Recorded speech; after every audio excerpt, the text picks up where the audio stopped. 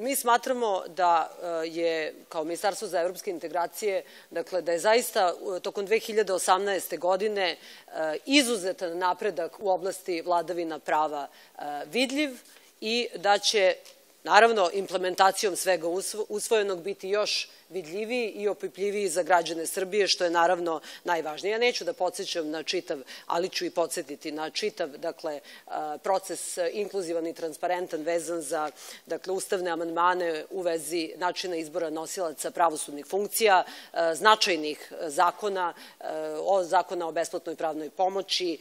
zakona, dakle, o nacionalnim savetima nacionalnih manjina u saradnji sa Savetom Evrope i izborima koji su održani,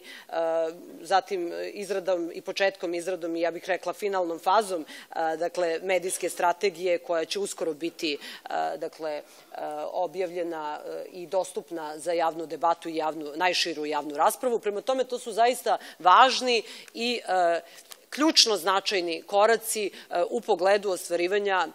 obaveza Srbije ne samo prema građanima Srbije, već i u okviru pregovaračkog procesa koji je definisan kroz poglavlja 23 i 24, koja su, kao što znate, suspenzivna i koja su zapravo najvažnija za ukupan napredak države na putu evropskih integracija.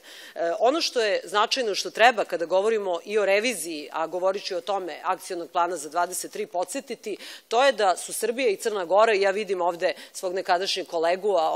ministra za evropske integracije Crne Gore, pozdrav gospodine Pejoviću, ali u svakom slučaju htela sam da kažem da su Srbija i Crna Gora zapravo prve države na koje je primenjen taj novi obrazac pregovora, gde se u najranijoj fazi pregovora otvaraju poglavlja 23 i 24. To nije bio slučaj sa prethodnim kandidatima, prema tome kad čujemo u javnosti kako su sve države počele sa poglavljem 23, to nije tačno. Samo Srbija i Crna Gora su države koje su morale u najranijoj fazi pregovora da počnu sa, dakle, najtežim i suštinski temeljnim promenama, dakle, sistema u onoj oblasti koju pokriva poglavlje 23 i 24, dakle, vladavine prava u najširem smislu te reči. Upravo zbog toga mislim da je važno da podsjetimo da, iako su bila neka kašnjenja u pripremi akcionog plana, jedan od razloga koji jeste i čisti i jasan i ne treba ga kriti, to je bilo možda i pomanjkanje iskustva sa ovom vrstom dokumenata, s obzirom da u onom trenutku kada je Srbija pripremala svoj akcioni plan za poglavlje 23, Evropska komisija nam još uvek nije dostavila prelazna merila.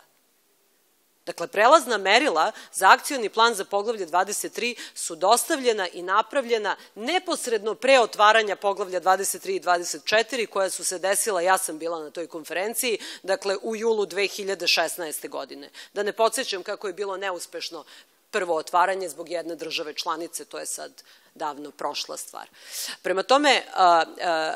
moramo imati u vidu da je akcioni plan, kako je prvobitno sačinjen,